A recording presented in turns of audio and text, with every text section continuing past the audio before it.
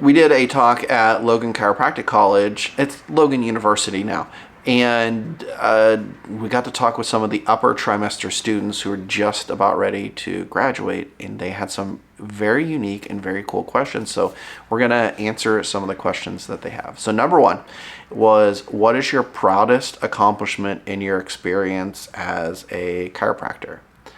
And when she asked this question, I think I have prouder accomplishments with my kiddos. Like being a doctor is fine. It's great, but I enjoy doing stuff more with my kiddos when they want to do stuff with me. That's a bigger piece of the puzzle. And I don't like playing dress up too much, so I don't do that as often as my daughter probably would like. But yeah, my pride comes more from my kiddos than it does from anything that I accomplish here in the office.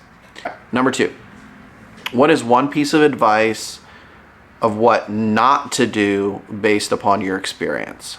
Okay, listen, being a doctor is easy. Use your gut, use your experience, and also trust yourself too. If something seems off, it probably is. So call in somebody more experienced, have a mentor, have a coach, have somebody that you can relay information to. If something is weird on x-rays, send it out for a DAC bar to read so that you're just not guessing, because your license is on the line for those things. And also, speaking of licenses, don't be stupid.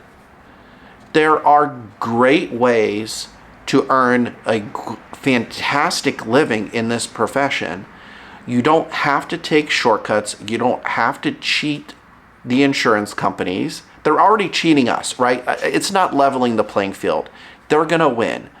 So you have to hold them accountable to what's right, but you also have to go in with clean hands too. Don't bill for services you've never done. Don't go to jail. Most of us are too pretty to go to jail. Don't go to jail. Keep your hands clean, keep your nose clean, do what's right, learn how to sell, and learn how to be the doctor that you're meant to be. All right, here's another one. Your worst mistake starting out, I think, is not realizing your potential.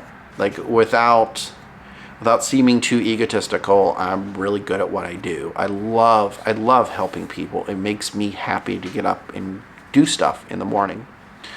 But also, many of us chiropractors, we do this with a serving heart, but we too often sacrifice our own selves for the sake of the patient who didn't take care of themselves.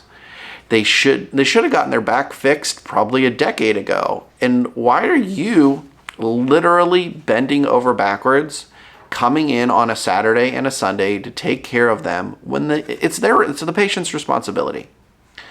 So at the end of the day, you have to hold strong and true to your own morals, your own guidelines. Do family stuff.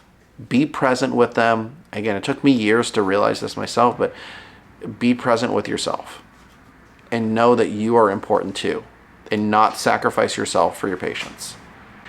All right, here's the last good one we're going to go over today. How do you avoid burnout? It took me many, many years to figure this out, and I still have issues with it today too. And it's making sure that I have time for me. I have to eat. I have to make sure that I eat lunch. Otherwise, I'm gonna not be a happy camper. I'll put on a good show, don't get me wrong, but at the end of the day, don't talk to me. I've got to have my outlets. I'm more of an introvert, as maybe many of you realize, not realize, but as an introvert, I need my recovery time. So that means having a hobby, getting out into the wood shop, just stacking lumber, playing Legos, taking my kids out for ice cream. I like to eat out, so going to a restaurant and enjoying a good meal.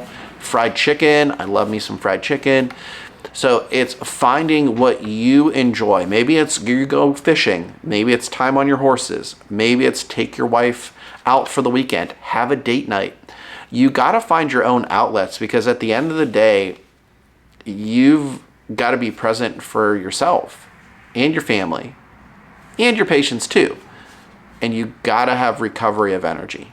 You got to have that. So from me to you, take care of you first. Talk to you soon. Bye.